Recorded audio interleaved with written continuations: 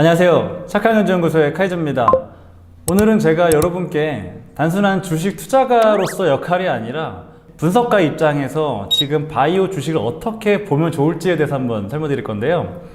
단순하게 이 시장의 동향에 대한 것이 아닙니다. 오늘 방송 같은 경우는 제가 이 영상을 준비하는 데 시간은 굉장히 오랜 시간이 걸렸습니다. 제가 이 영상 하나 준비하려면 실은 이러한 종목들 같은 경우는 뭐 한두 개 레포트를 보는 것이 아니라 한 50페이지짜리 레포트도 보고 분석을 하면서 습득을 하고 나서 소화를 하고 말씀드리는 거예요.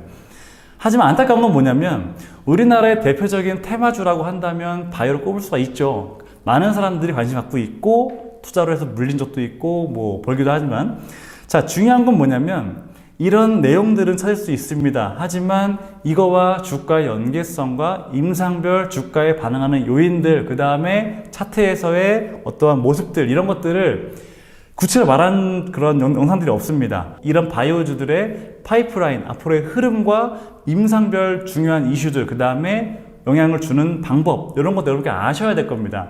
이런 부분을 유의하시면서 제 영상을 보시면 될 것 같습니다. 이 바이오주 같은 경우는 뭐 2019년 초에 뭐 대북 테마나 그냥 대선 테마, 플러스 알파, 뭐 수소주, 뭐 미세먼지주, 다양한 테마가 이끌고 있지만, 다시 한번 말씀드리지만 우리나라의 대표적인 테마라고 한다면 이 바이오 테마를 놓을 수가 없는데요. 자, 그렇기 때문에 이렇게 투자를 하시는 것만큼 실은 이 세부적인 내용에 대해서는 여러분들께서 좀 아셔야 되는 게, 왜 그러냐면은 이 기업들 같은 경우는 대부분 어떤 실적을 따라가는 기업이라기보다는 성장성 갖고 있는 기업들의 묶음이기 때문에 이 기업들이 어떤 부분에서 평가를 받고 있고 어떤 부분이 이슈가 되고 있는지 여러분께서 꼭 아셔야 됩니다. 왜 그러냐면 그렇지 않다면 단순하게 현재 저가인지 또는 고가인지 또는 뭐 언제 매수해야 되는지를 모를 수가 있어요. 다만 이러한 이슈 이후에도 주가는 어떻게 될지에 대해서 단순하게 기대감 갖고 시작하면 안 된다는 거죠. 왜냐하면 그만큼 변동폭이 클 수도 있고 작다는 거죠. 작년 초 같은 경우에는 바이오주들이 좀 많이 성장을 했죠. 그러다가 갑자기 하반기 넘어오면서 폭락을 했습니다. 근데 폭락 수준이 엄청 컸죠. 예를 들면은 뭐 물론 작년 10월 같은 경우는 굉장히 큰 폭으로 코스피, 코스닥 둘 다 하락했지만 이 바이오 역시 마찬가지로 대략 50% 이상 빠진 종목도 있고요. 자, 그렇기 때문에 굉장히 이런 위험한 종목들에 대해서 여러분들께서 최소한으로 알아야 되는 정도만 갖다가 제가 여러분들께 핵심 포인트만 짚어드리려고 할 거니까요. 오늘 방송은 꼭 여러분께서 메모하시든가 캡처하시든가 하시면서 보셔야 될 겁니다. 자, 이런 바이오 주식 같은 경우는 제가 뭐 일전에 앞서 설명드린 다른 종목들과 다르게 뭐 제조업 기반 회사가 아니죠. 그렇기 때문에 단순하게 투자 지표로 판단할 수가 없습니다. 간단하게 제가 이 표만 잠깐 본다라고 하더라도 한미약품, 제네신, 뭐 메디포스트, 셀트리온, 바이오도 굉장히 뭐 바이오 중에서 대표적인 것들이죠. 근데 여기서 만약에 내가 뭐 EPS나 뭐 BPS, PER 또는 PBR을 본다라고 했을 때 실질적으로 다른 업종들과 대비해서 굉장히 높게 돼 있거나 평가하기 힘든 부분들이 많아요. 자, 그렇기 때문에 여러분들께서는 이 지표상으로 볼 수 있는 종목들이 아닙니다. 이 종목들 같은 경우는. 그래서 여러분들께서 어떠한 이슈들이 잠재하고 있는지, 어떻게 흘러왔는지 꼭 아셔야 됩니다. 자, 먼저 여러분께 의약품에 대한 간단한 분리부터 말씀드릴 겁니다. 뭐 이렇게 지루한 내용들은 아니니까요. 먼저 천연 의약품이랑 합성 의약품, 그 다음에 바이오 의약품 3개 나눌 수가 있는데, 뭐 쉽게 말하면 이거예요. 천연 의약품 같은 경우는 한약이나 그 다음에 코카인 같은 천연 추출물로 이루어진, 뭐 이렇게 생각하시면 될 것 같습니다. 그 다음 합성 의약품 같은 경우는 우리가 쉽게 살 수 있는 것들입니다. 뭐 소화제나 뭐 진통제, 항생제 등등이고요. 뜨고 있는 것 중에 당연히 바이오 의약품이 될 수 있는데 유전자 치료제, 그 다음에 세포 치료제, 항체 의약품 등등 말하게 됩니다. 자, 이것들은 우리가 보통 신약과 계량 신약, 그 다음에 제네릭으로 분류할 수가 있습니다. 우리가 보통 제네릭이라는 말은 일반적으로 복제품을 얘기하지만 실질적으로 합성 의약품에서의 제네릭과 바이오 의약품에서의 제네릭은 다릅니다. 이거는 좀 이해 설명드릴 거고요. 현재 뭐 바이오 산업이라 그래가지고 4차 산업혁명 등에 나오는 내용들이겠죠. 이런 부분들은 대부분 합성 의약품이 아니라 바이오 의약품들에 대한 관심이 많아지는 거고, 지금 잠깐 보시면 이런 바이오 의약품에서의 신약과 계량 신약 등등이 이제 산업 바이오와 융합 바이오 엮여가지고 실제로 성장하고 있는데, 여러분들께서 지금 이 부분은 굳이 알 필요가 없을 것 같은데요. 자, 먼저 제가 간단하게 이 합성 의약품과 바이오 의약품을 좀 분류해 드릴 겁니다. 여기서 간단하게 정말로 합성 의약품 같은 경우는 단순한 구조를 갖고 있고요. 반면에 이제 바이오 의약품 같은 경우는 단백질 세포를 이용을 해서 우리가 이제 그걸 복제하던가 새로 신약 개발하기 때문에 굉장히 복잡한 구조가 되어 있고, 그러니까 제조법 역시 마찬가지 다릅니다. 합성 같은 경우는 화학적 어떤 합성 공정을 통해서 우리가 이제 제조가 되고 있고, 이 바이오 같은 경우는 세포 배양을 하던가 어떤 별도의 생물 공정을 통해서 우리가 제조하고 있는데요. 대상 같은 경우는 이제 특정한 환자층이 있다라고 하는 부분이 보통 바이오 약품의 특성입니다. 예를 들면 이런 거죠. 여러분들께서 복통이 있거나 갑자기 두통이 왔을 때 약국에 가서 살 수 있는 것들은 대부분 다 합성 의약품이라 되는 거죠. 하지만 바이오 의약품 같은 경우는 좀 비싼 어떤 병원에서 시술 받아야 되는 어떤 동의가 필요한 것들 할 때는 우리가 보통은 바이오 의약품이다 말할 수 있는데요. 자, 여기서 우리가 실제로 2010년부터 20년까지의 이제 글로벌 100대 의약품 매출 비중에 대한 전망을 우리가 볼 수가 있는데, 당연히 현재 시중에서는 합성 의약품이 높죠. 높지만 지금 밑에 그래프를 보시면 18%부터 27% 그 이후 과정까지 꾸준하게 상승하고 있습니다. 그만큼 굉장히 각광받고 있는 산업이 된다고 볼 수가 있는데요. 여기서 우리가 바이오 의약품에 대해서 간단하게만 보면은, 그러니까 생물학적인 어떠한 기법에 의해서 만들어지는 약품이라 볼 수가 있고, 마찬가지로 의전자 제조합 의약품, 그 다음에 세포 치료제로서 역할을 하고 있고요. 유전자 치료제, 그 다음에 등등 여러 가지 볼 수가 있습니다. 여기까지는 실은 간단한 개요 부분이고, 우리가 보통 바이오 시밀러니 또는 제네릭 의약품 이런 말 하잖아요. 여러분들께서 이 부분을 좀 구분할 필요가 있는데, 어떤 부분 때문에 그러냐면은, 우리가 보통 제네릭이다 말을 하면은 우리가 이걸 복제품이라 말합니다. 하지만 통상적으로 쓰는 제네릭이라는 용어 자체는 이제 보통 합성 의약품에서는 제네릭이란 말을 쓰게 되고, 바이오 제네릭 같은 경우는 보통 바이오 시밀러란 말을 많이 쓰게 되는데요. 그 이유가 뭐냐면, 보통 제네릭이라고 하는 거는 완벽하게 A랑 B가 똑같이 복제된 걸 제네릭을 말하게 되는데, 합성 의약품은 가능합니다, 그게. 하지만 바이오 같은 경우는 완벽하게 똑같이 할 수가 없어요. 왜냐하면 살아있는 생물세포를 이용하기 때문에. 그렇기 때문에 비슷하다 그래가지고 바이오에 시밀러가 붙는 겁니다. 비슷하기 때문에. 자, 이런 차이가 있습니다. 자, 여기서 제가 조금 더 자세하게 설명을 드릴게요. 보통 이제 제네릭 의약품이다라고 하면은 애초에 최초에 개발된 의약품하고 완전 똑같은 겁니다. 똑같은 함량과 안정성, 그 다음에 약효의 작용 등이 아주 똑같은 거고요. 물론 색이나 맛, 모양은 다를 수 있습니다. 자, 하지만 이런 제품들 같은 경우는 이 제조랑 품질 관리 자체를 이제 GMP라고 해서 어떤 제도에 따라서 명확하게 똑같이 관리되고 있기 때문에 효능의 차이가 없습니다. 그 다음에 원 제품과 차이가 뭐냐면, 실제로 원 제품 개발할 때는 임상 기간을 쭉 거친다면 한 10년에서 15년 걸리겠지만, 복제 같은 경우는 비교적 짧은 기간에, 왜냐하면 알려져 있기 때문에, 그 다음에 저렴한 가격에 보급할 수 있다는 장점이 있겠죠. 자, 두 번째로 바이오 시밀러라고 하는 거는 뭐냐면, 앞서 말씀드린 것처럼 시밀러, 똑같지는 않습니다. 매우 유사하다라는 거죠. 자, 이거 같은 경우는 사람이나 어떤 생물체에서 유래된 세포나 조직, 그 다음에 호르몬 등을 이용을 해서 유전자 제조합 또는 이제 세포 배양 기술 같은 경우를 이용을 해서 만든 복제약입니다. 실제로 앞선 제네릭과 다르게 화학식만 알면 복제하는 것이 아니라 실제로 매번 다르게, 왜냐면 살아있기 때문에, 다르기 때문에 아무리 염기 서열이 비슷하다 하더라도 실질적으로는 뭐가 문제냐면은 똑같이 복제할 수가 없어요. 그렇기 때문에 매우 민감하고 그 만드는 자체가 복잡하지만, 중요한 점은 뭐냐? 어떤 특정 큰 질병, 우리가 보통 말하는 어떤 위험한 질병 등에 특화된, 아주 굉장히 거기에 특화되어 있는 효능이 있다라고 해서 굉장히 뜨고 있는 거죠. 자, 여기서 보통 우리가 이 경우에 대해서는 임상이나 비임상 실험 같은 경우가 무조건적으로 동반돼야 됩니다. 왜냐하면 굉장히 위험할 수 있기 때문이죠. 자, 여기서 한 가지 더, 이제 바이오 베터라는 것이 있는데, 이 베터라고 하는 거는 말 그대로 바이오에 베터가 붙은 거죠. 좀 더 낫다는 겁니다. 무슨 말이냐면은 기존의 바이오 의약품을 조금 더 개량시킨 거 말하는 겁니다. 그래서 조금 더 개량시켰기 때문에 바이오 베터라는 이름을 붙이고 있고, 실질적으로 바이오 의약품에서 지금 베터까지 오면서 굉장히 시장에서는 주목받고 있다라는 부분만 알고 계시면 될 것 같은데요. 자, 그렇기 때문에 여러분들께서는 이런 부분에 대한 간단한 상식을 보시고 나서 제가 뒤에 말씀드릴 내용을 이해하시면 될 것 같은데요. 자, 여기까지는 제가 간단한 의약품 분류드렸습니다. 자, 핵심적인 부분은 이제부터입니다. 여러분들께서 이러한 의약품을 취급하는 회사들을 아셔야 될 겁니다. 왜냐하면 내가 지금 투자한 바이오 회사가 너무 용어가 어렵다고 해가지고, 또는 난 생물은 몰라, 하지만 투자를 할 수 있어, 위험하다는 거죠. 왜 그러냐면 실제로 이 회사가 다루는 어떠한 의약품의 종류와 그 다음에 효능에 따라서, 그 다음에 어떠한 물질을 사용하는지에 따라서 임상 기간이 다르기 때문인데, 자, 제가 지금 정리한 표에 보면은 이 천연의약품을 주로 다루는 종목들을 분류를 했고요. 그 다음 합성의약품 마찬가지고, 자, 바이오의약품 마찬가지입니다.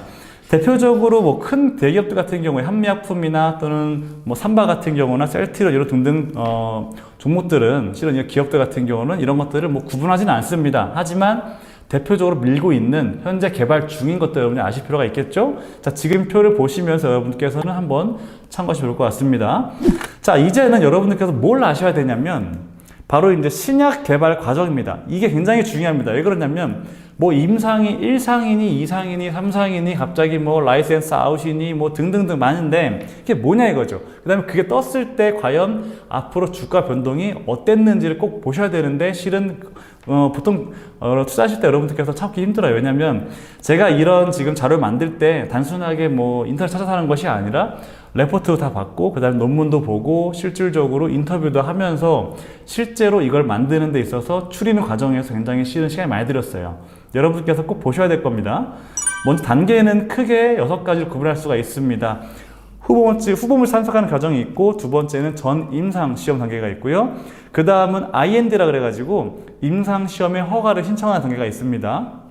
네 번째는 바로 중요한 임상이고요. 다섯 번째는 신약 허가 신청 단계가 있고, 여섯 번째는 시판 후에 안전성 평가 단계가 있습니다. 자, 간단하게만 보겠습니다. 먼저 첫 번째 단계에서는 약물에 대한 탐색이 있고 그 다음 발견하는 과정이 됩니다. 실제로 우리는 이 과정에 대해서는 회사에서 뭐 노출하기 전까지 알 수가 없어요. 왜냐하면 굉장히 긴 기간이거든요. 실제로 이러한 탐색 기간 자체의 성공 확률은 평균적으로 5%라고 합니다. 자, 두 번째 이제 임상 단계가 되는데요. 이 전 임상 시험 같은 경우는 동물 대상의 아주 기초적인 안정성 평가 단계입니다. 이때는 대상은 대부분 동물 단계가 될 거고요. 기간은 3년이고 확률은 2%입니다. 자, 보시면 아시겠지만 이 1번과 2번을 통과해서 자체만으로도 굉장히 어려운 일이에요. 왜냐하면 5%와 플러스 2%이기 때문에 굉장히 어려운 확률로 많은 노력이 들어갔다는 거죠. 그렇기 때문에 이게 성공했을 때 가치가 크겠죠, 당연히. 자, 세 번째는 실은 허가 신청은 오랜 기간 걸리지 않습니다. 대부분 1번, 2번 단계에서 세심하게 통과됐기 때문에 임상 허가 신청에서는 많은 기업들이나 많은 어떤 신약 개발 과정에서는 뭐 실패하지 않아요, 대부분. 그래서 높은 확률이 될 거고. 자, 가장 중요한 이 임상에 대해서는 다음 페이지 한번 더 언급할 겁니다. 1상, 2상, 3상이 있을 거고요. 그 다음에 대상 같은 경우는 정상의 환자를 대상을 할 거고, 소요 기간은 깁니다. 이 확률은 제가 물음표 표시한 이유가 임상 그 단계만 다르기 때문에 자, 바로 설명 드릴게요. 일단 5번, 6번 단계 같은 경우는 그 이후 과정이기 때문에 그 기간 같은 경우는 실은 길진 않습니다. 하지만 여러분께서는 현재 제일 중요한 건 뭐냐? 이 5번 단계까지 신약이 출시되기 전까지가 과연 어떠한 성장성과 기대감이 반영될 수 있는지를 보셔야 될 겁니다. 자, 여기서 우리가 하나 빼먹지 말아야 될 중요한 거 말씀드렸지만 임상입니다. 임상. 이 네 번째 임상인데 이 임상 같은 경우는 다시 한번 크게 3상까지 나눌 수 있죠. 1상, 2상, 3상입니다.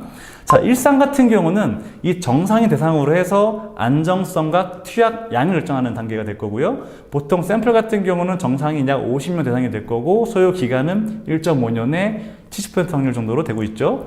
자, 2상 같은 경우는 2상 A가 B가 있는데 이거는 실제로 기업마다 또는 어떠한 우리가 시험 거쳐야 되는 어떠한 의약품마다 다를 수가 있습니다.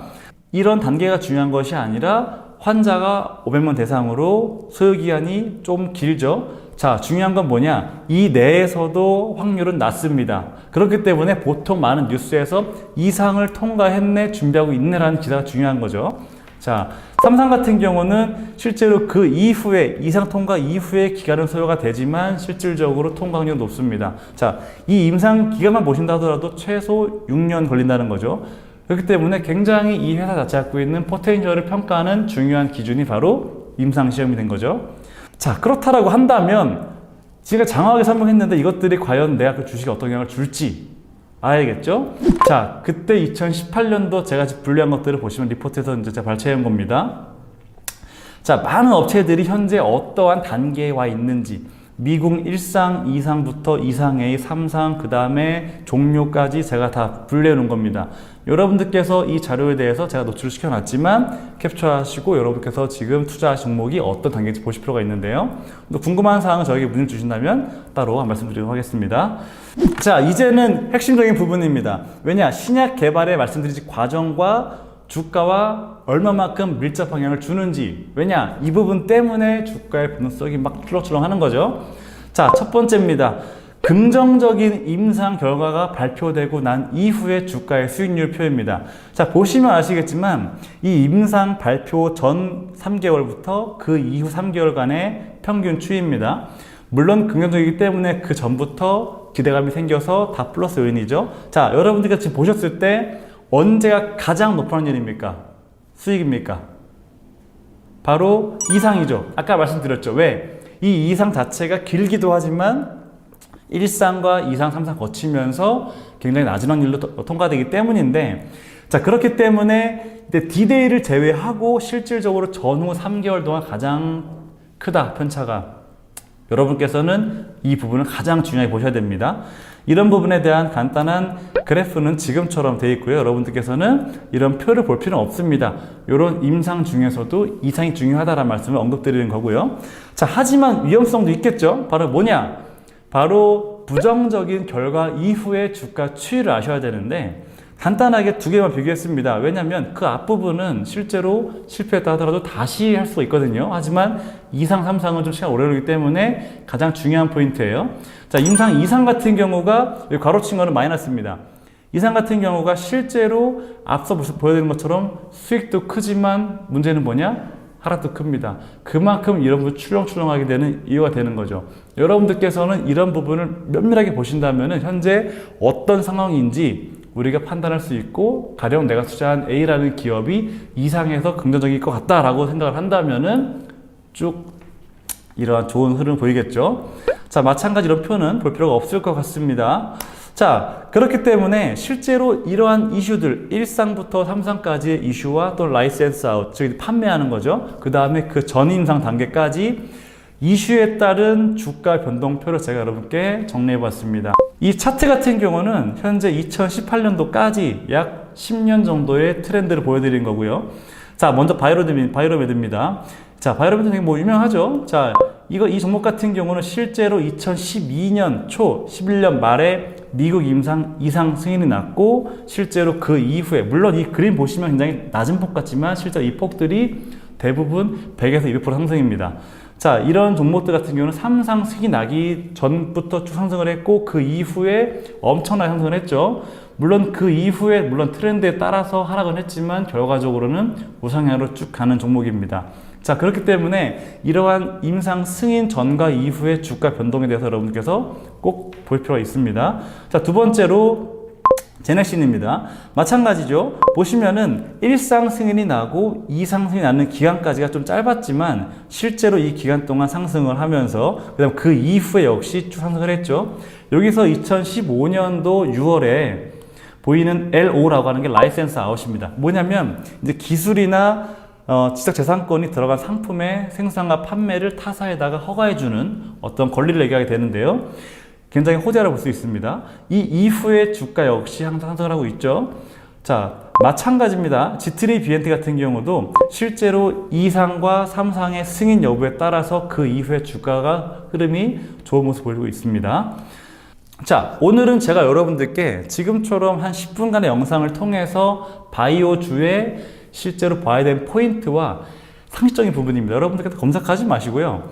이 부분을 보시면서 이런 임상의 이벤트가 있을 때 상승하는구나를 보시면 될 것 같아요. 이 주요 기업별, 그 다음에 신약의 종류별, 그 다음에 의약품에 따라서 파이프라인이 어떻게 흘러갈 건지, 파이프라인이라고 하는 거는 앞으로의 흐름입니다. 앞으로의 개발 과정을 말하면 될 것 같고요. 이 파이프라인별 임상 이벤트를 꼭 확인하셔야 여러분들께서 큰 성장 갖고 있는 기업 투자하실 수 있고 그만큼 수익은 따라오겠죠. 자, 두 번째로 정해진 법칙은 없습니다. 하지만 리스크를 줄이는 게 중요하죠. 왜냐하면 주식이라는 거는 물론 벌 때는 좋지만 제일 중요한 건 뭐냐? 위험을 낮추는 게 중요합니다. 그렇기 때문에 여러분들께서 보셔야 되는 건 나는 큰 수익만 원한다라고 하시면 좀 위험해요. 하지만 여러분들께서 공개된 임상 결과와 이 종목에 대해서 이 기업이 갖고 있는 앞으로의 스케줄에 관심을 가지신다면 굉장히 어렵지 않습니다. 자, 보통 우리가 말할 때 이상 이후 단계에서 말씀 안 드리는 이유가 3상을 넘어가서 그 이후 시판 과정까지 왔을 때는 실제로 상품화 시점에서는 시간 가치에 대한 효율이 낮기 때문에 일반적으로 주가에는 좋지만 크진 않습니다. 자, 그렇게 해서 여러분들께서 어떠한 마인드로 다가가느냐, 이미 성공한 회사에 투자를 해서 안으로 가느냐, 또는 나는 1상과 2상의 이벤트를 노리느냐 꼭 분류하셔야 될 것 같고요.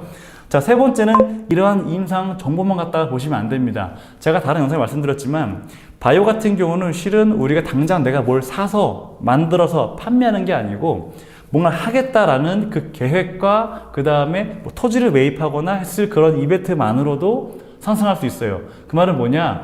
작전이 걸 수 있다는 거죠. 이런 분들은 굉장히 위험합니다. 그렇기 때문에 여러분들께서 단순한 임상이 과연 어떠한 과정으로 준비가 길었기 때문에 발생한 건지 아니면 단순하게 내가 주가를 끌어올리기 위한 세력들의 어떠한 조작인지를 꼭 보셔야 될 겁니다. 자, 이런 부분들이 있기 때문에 여러분들께서는 꼭 확인하셔야 될 것 같고 이런 부분 유의하신다면 아마 바이오에서는 크게 실패하지 않으실 것 같습니다. 우리나라에서 엄청나게 많은 관심을 갖고 있는 주도 테마인데도 불구하고 이러한 이슈들에 대한 정리한 게 없기 때문에 여러분들께서는 꼭 보셔서 참고하시길 바랍니다. 자, 여기까지 착한 경제연구소의 카이저였습니다. 감사합니다.